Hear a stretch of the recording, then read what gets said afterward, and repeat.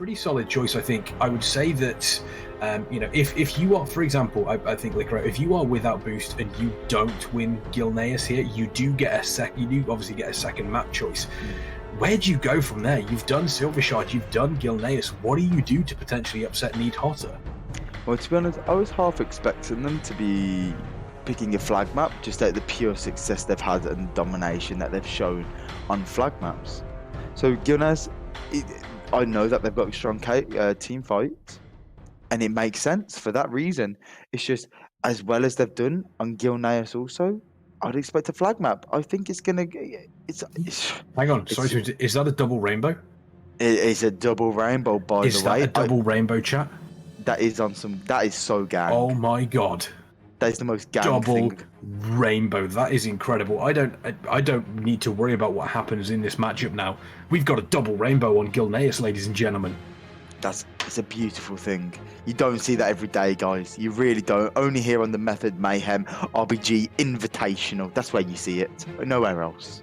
Nowhere else. And speaking of nowhere else for these teams to go but Gilneas here, Eddie. And talk us through this composition, because it seems to be very, very similar compositions with one very specific change between Without Boost and Need HOTA. Talk me.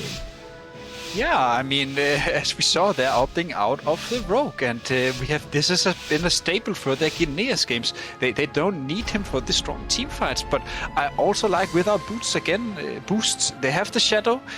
We saw they had potential, but then again, it's gonna be rough because they are playing Rogue, right? And you could argue, well, why are you not going for a Guardian as well?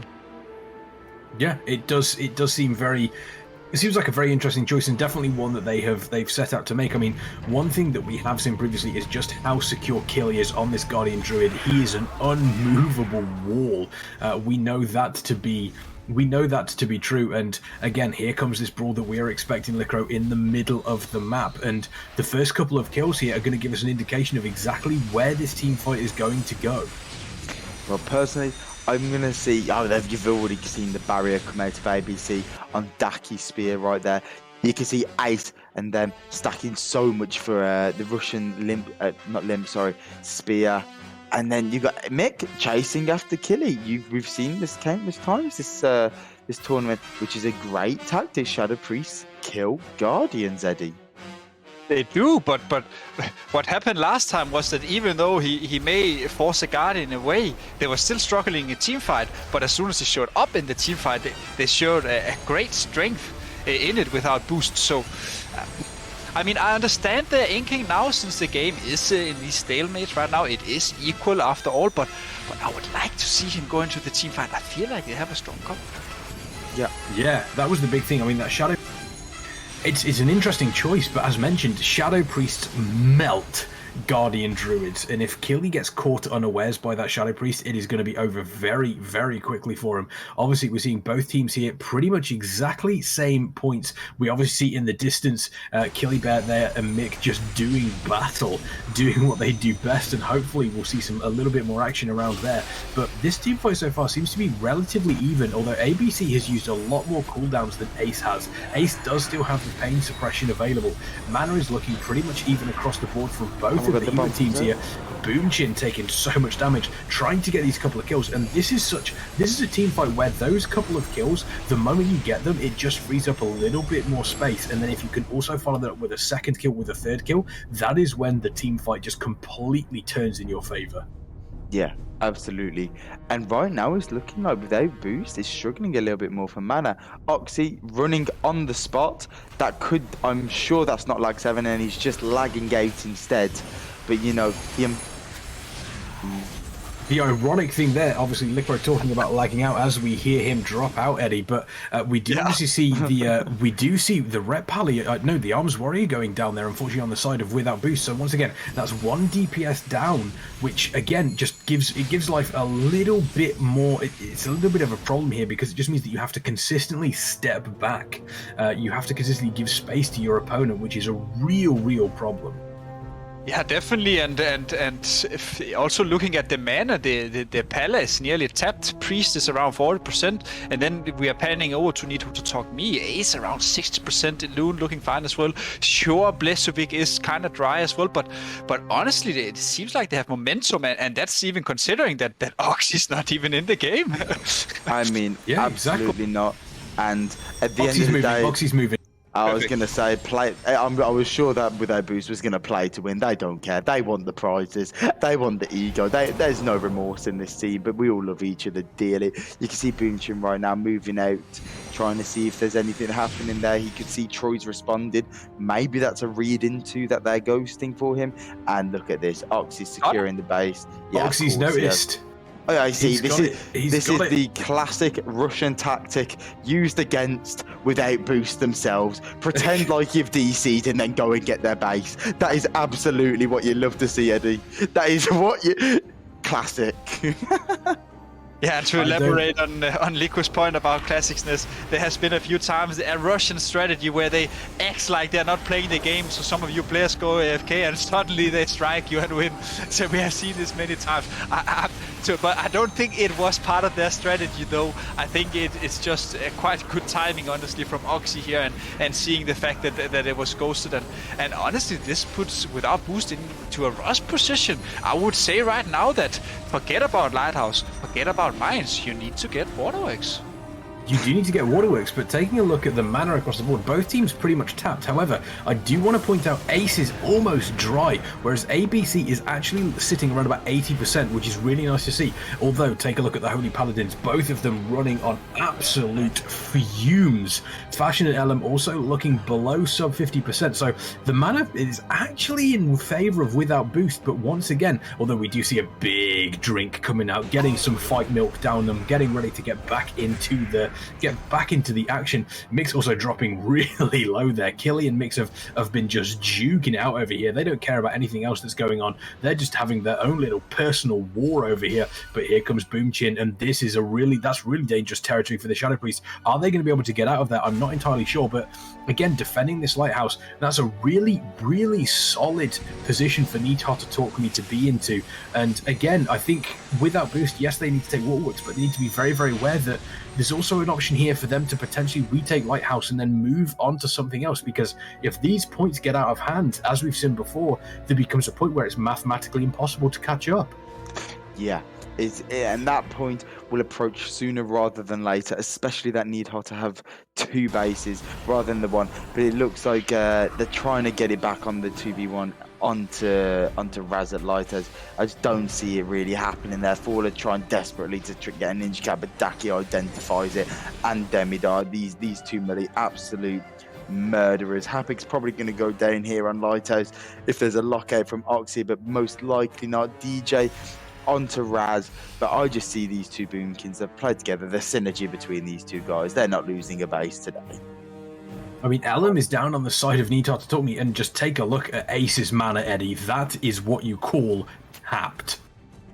Yeah, you're definitely right. And also, if you Blesovic as well, he's using the Avenging Rings. Maybe Ace is trying to get a drink in this moment. Actually, not. He's using cooldowns as well. But honestly, I would like to credit with Need HOTA Talk Me here. Like, without boost, I mean, I don't understand this. They are going on three different bases. They're fighting at Mines, Lighthouse, and Waterworks. And honestly, when you're down and behind, you should just strike where there's an uncontested base, which is Lighthouse. Oh, sorry, which is Waterworks. And when you have that, you also have the enemy on the graveyard, and that gives you plenty of time to push for the next. So I don't like these. They're trying to take these individual 2v2, 1v1 and see who's a better player, but I don't think that you want to take a 1v1 against players from Need HOTA Talk Me.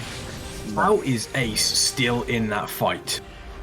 I mean, look at that mana. I mean, as I say that, he's taking so much damage. I don't know whether he's going to be able to come out of this. It looks as though he might be. Ellen is back to full mana, though. That is because Ellen died. So Ellen is kind of running back in here, which is kind of a little bit of a blessing in disguise. Blesovic, speaking of blessings, is currently, once again, on sub 5% mana. Ellen also getting targeted really hard. If they can take Ellen down, that'd be a massive victory for without boost, but he's managing to charge out. It does look as they managed to get Razzie, though. Razzie is dead. So so whether or not they can potentially turn that kill into some pressure over at Lighthouse, but Bless is currently completely out of mana. Ace is completely out of mana. If they can get a kill onto one of these healers, or if they can get a kill onto Elam, that is going to be huge for these Maybe teams. they get in Lighthouse. Maybe they get in Lighthouse. If they get Lighthouse, they have a win condition now. They have about 1.5 minutes now to get Waterworks. Ace is struggling for mana. Blesovich is struggling for mana. Kill a Loon, get the base. They have a very small Ace window. Drinking? Ace is drinking. Or Ace got a drink off.